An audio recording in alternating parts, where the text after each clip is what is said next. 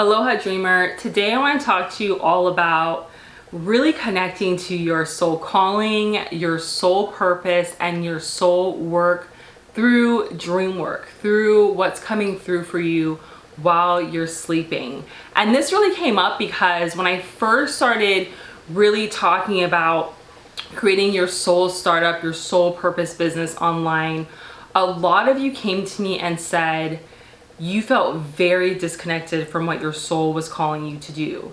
And you felt this calling, you knew that you were supposed to connect with your soul work, your soul purpose, but you just didn't know what it was. You couldn't hear it, you couldn't connect to it. You felt very kind of all over the place with all these different ideas, and you didn't know which one was really what you were truly meant to do. And so I want to talk about that today to really help guide you to connecting to your soul calling and your soul work through this beautiful practice of dream work.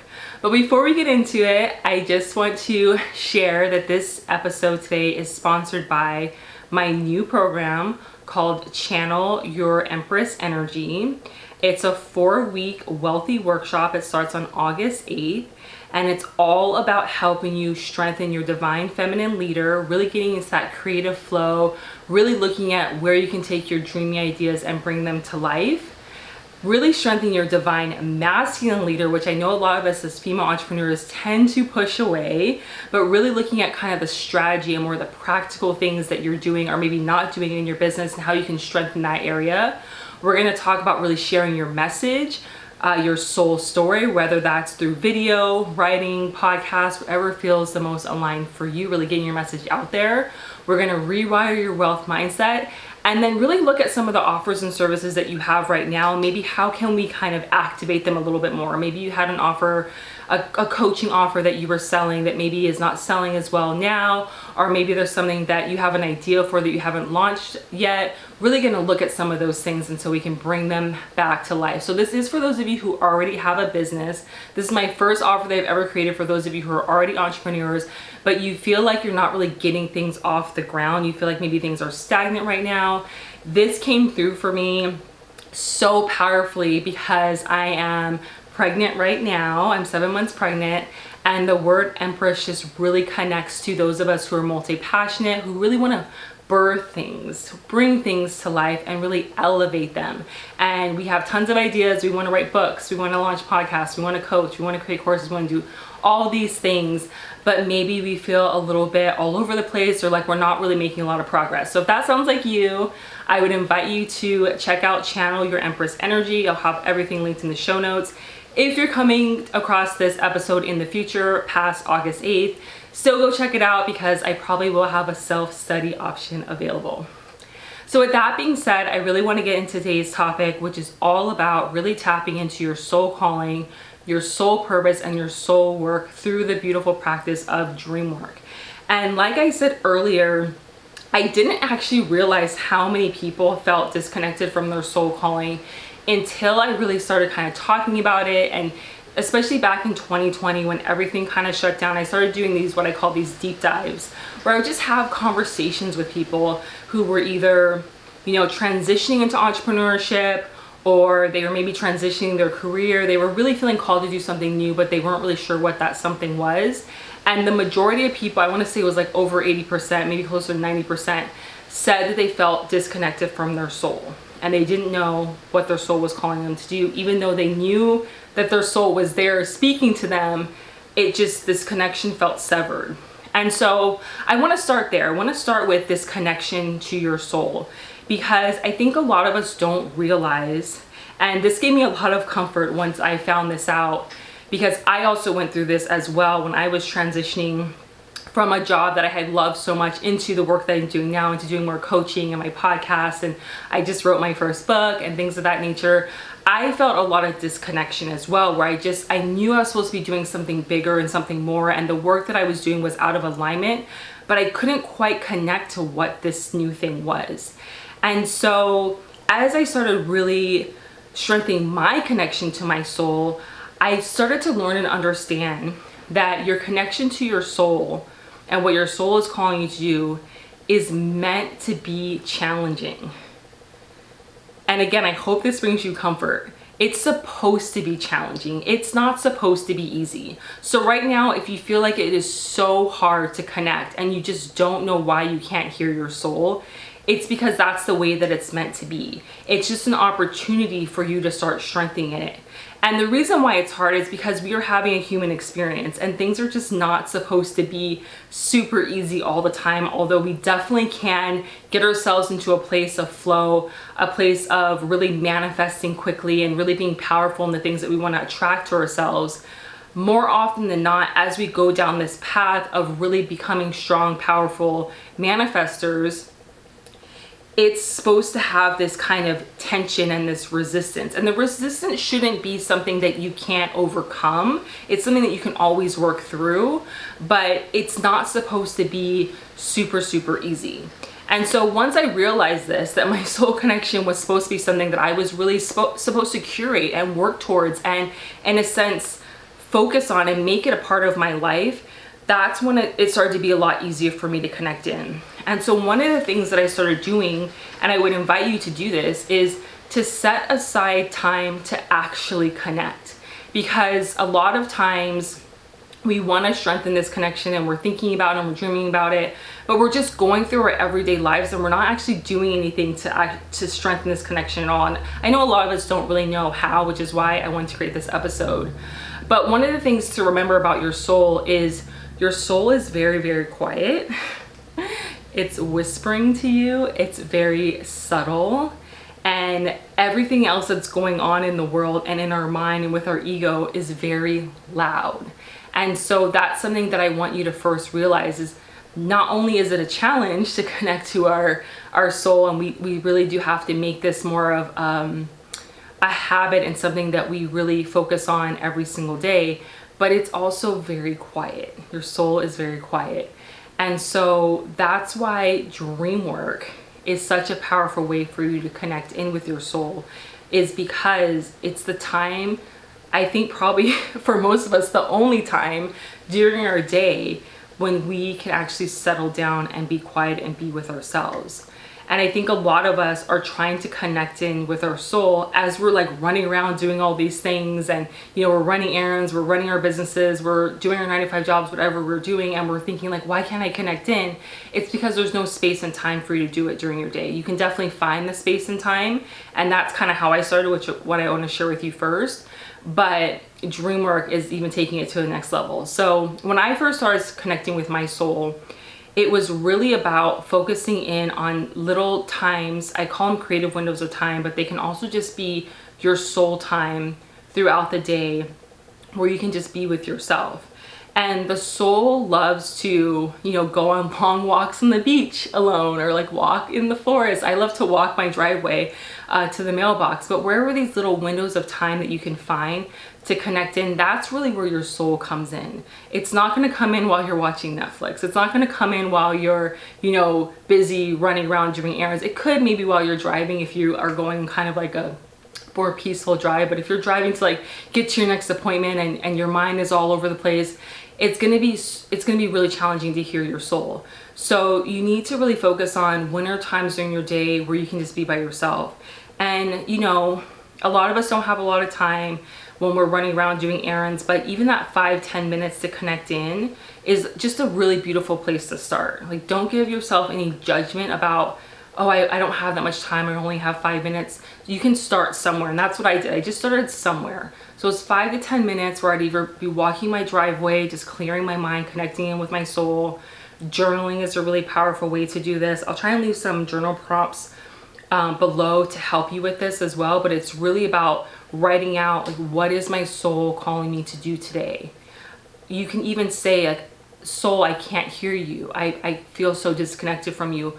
What is it that you want to share with me today? And journal those things out and see what comes through in that way. And again, I've said this before in other episodes, but don't have any judgment with this practice. And then taking it to the next level, because I know a lot of us, when it comes to soul calling, really the whole reason we want to connect to our soul is because we want to know what our purpose is. We want to know what our life purpose is, what our soul purpose is. And we want to use this purpose to do something in the world, especially if you're a spiritual entrepreneur or you consider yourself someone who wants to teach or share or write or speak to help others. You are someone who wants to connect to your soul calling so you can connect to your soul purpose, so you can connect to your soul work. And so your purpose, while your purpose is really to experience life and to really use the experiences that you're having to, you can use it to help others, or you can use it to help yourself and to expand yourself. Your purpose really is just to be and to experience. But I know, like I said, a lot of us want to use that purpose for something. We don't want to just connect to our purpose just to connect to it. We want to use it for our soul work. And so to take this to another level, you really want to start focusing on really involving this in the spiritual and the practical realm. So I really love to call out the dreamy astral realms, and how can you get guidance and support there and then bring that into the practical. I'm all about bridging both of these worlds because I think that it's really powerful. And if you feel disconnected right now, you can connect in through doing this dream work practice. And so I would invite you to get a very specific journal and have it be dedicated to your soul work and your soul purpose, because this is going to be, while dream work in general is just a really beautiful practice to get messages and insights, it's also really powerful to be a little bit more specific. And I haven't really talked about being very specific too much because I wanted to make this an easier practice for you to just get started with. But once you've been practicing dream work for a little while and just kind of using it to just get general kind of insights and guidance and really connecting to your dreams, you can start to get very, very specific with this. And so I would invite you to get a journal that's purposely for this work.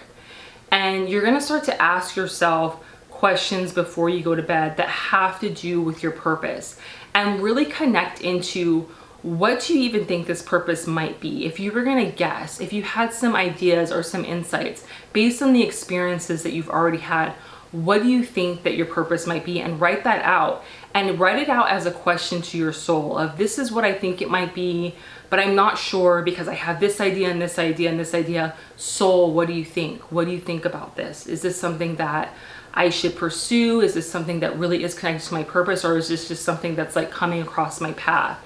And start to have this conversation in your journal before you go to bed with your soul. Before you go to bed, like, set this intention that you are building this relationship before you fall asleep, and you're asking these really powerful questions around the confusion you have, the fact that you feel unsettled. If you listen to my podcast episode last week, I talked about releasing overwhelm and overthinking within your dreams. And it's the same thing with this. You can really release a lot of this, unsettled feeling and these questions, these doubts that you have about your soul purpose and your soul work through this journaling process, so that it comes throughout in your dreams. And so again, it is something that has to be more of a habit. The first night you do this, you're definitely going to get some insights, but you might not necessarily remember your dream, especially if this is the first time you're doing it. And that's why I think it's really important for you to start dream work just as a general practice at first before you get into the soul work, because again, it's just like taking it more to another level. But you might not get the clear insights that first night, but when you wake up in the morning, just write out what is coming through and reflect on the questions that you answered the night, or that you wrote out the night before that came through for you, and really see, where is the clarity coming in? Where is the questioning coming in? Where is there more doubt coming in? Is there more insights coming in? And reflect on those questions again. So it's really about setting these questions up before you go to bed, but then revisiting them in the morning.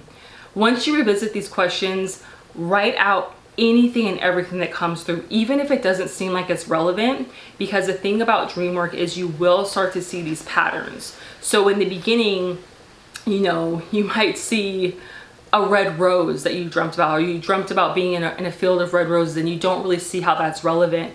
But maybe some way down the line, as you continue to do this, you'll see a pattern with red roses, or red roses will come through as maybe something you're supposed to start selling or creating or offering or painting. Maybe if you're an artist, I don't know how it's going to come through for you, but you might not make the connection right away. So anything that came through, regardless if it seems relevant to the questions that you're asking or not, write it all down, because a lot of it too might be messages that you're going to see or signs that you're going to receive throughout the day as you're just going through your normal day. And so that's the next part of it, is once you've connected in and journaled out everything, go about your day.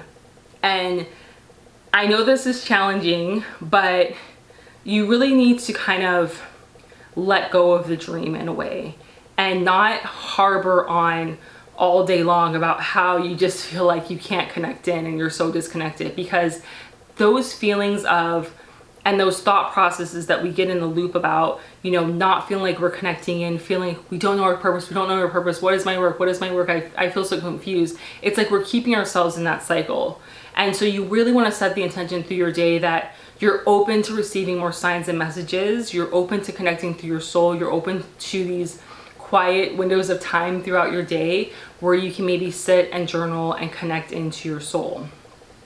And so once you start doing this work, this practice every single night, and again, I can't specify how long it's going to take for you. It might be a week, it might be a couple of weeks, but it's really, really important to start when you start receiving the guidance and the signs and opportunities that will start to come to you that have to do with your soul purpose. You need to start taking the action towards it, because these opportunities and these things that are coming through for you to say yes to are your receiving, and it's really to show you what your soul work is. So your soul work is going to be connected to your purpose. It's going to be connected to the experiences that you've already had, and it's going to be connected to something that doesn't feel so in your face. It could feel very, very subtle, and it can come off kind of like almost like a light bulb moment of, oh right, that's what it is. It's been there the whole time. And it's usually something that comes really naturally to us. It's usually something that we never even maybe considered it being our soul work, because it was just something that we've maybe never used before in a career specifically, or it's not something that we haven't actually, used in our business or created an income from, but it's something that is supposed to be your soul work. And so something that came through for me when I started doing this practice that I want to share with you was my writing. I've always been obsessed with journaling since I was in high school. I've always had tons and tons of journals. I never considered going to school to be a writer or to learn writing or anything. I went to school for web design, graphic design, and really got away from writing throughout my college years and through a lot of my career. And then as I was going through this whole process of feeling disconnected and feeling like, okay, I need to really connect into what is my soul calling me to do. I feel this calling towards something bigger. That's when I reconnected in with my writing. And it first started with just journaling. I started journaling out my ideas and journaling how I was feeling. And as time went on, I started to feel called and started to get these downloads about writing a book. And again, really started it just for myself. I remember starting Google Docs where I was just writing out different ideas for books and different things would come through, and I would just kind of write for myself, and I wasn't even really considering publishing a book or creating a book or even seeing myself as a writer or an author. It was just, like I said, it was such this subtle thing that I was kind of doing every day. I wasn't really even sharing it with anyone. I was just kind of doing it for myself. And then as I started to write this book more and more, and I realized, okay, I actually want to turn this into something, it was almost like, oh, of course, this is my soul work. Of course I'm supposed to write this book. Of course I'm supposed to publish it. It's supposed to be part of my purpose, because it's an experience that I've had. Even though it was very personal to me, it wasn't something that I ever did in my career specifically. I mean, I guess branding and marketing, you can kind of see writing in there, but not in the way that I was writing a book. And my book is more in the spiritual personal growth realm. I'd never done anything like that within my career, and so it wasn't super obvious. But the whole time it had been this constant in my life for years that I had done just for myself. And so you'll start to see this subtly come through. And again, it could come through where things are happening within your dreams, or maybe you see yourself in this work, doing this work within your dreams, or you're going to wake up and the questions and the answers will start to pour through. And then again, the messages and the signs and the opportunities will happen within your life. So something that happened to me with my book is someone actually reached out to me on LinkedIn who had this company that was the publisher for books. It was like the Kickstarter for books. So Kickstarter, you can start all kinds of different products and services. I think people probably do launch books on there as well.